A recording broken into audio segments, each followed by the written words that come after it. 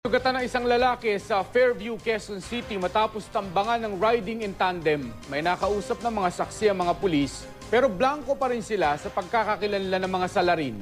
Makibalita tayo kay Mike Sabado.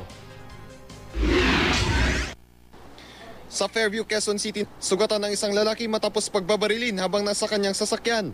Nangyari ang insidente sa tapat ng East-West Bank sa May Regalado Street, pasado alas 6 kaninang umaga.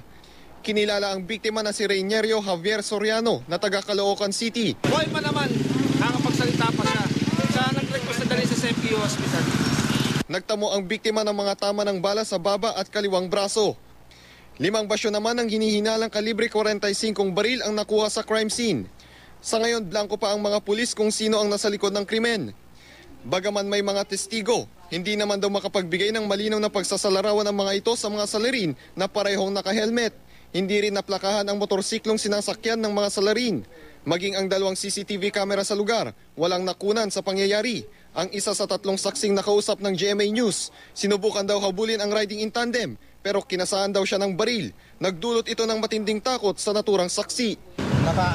Lumidilat naman siya pero hindi siya nakapagsalita. Mike Sabado, Nagbabalita, Pilipinas.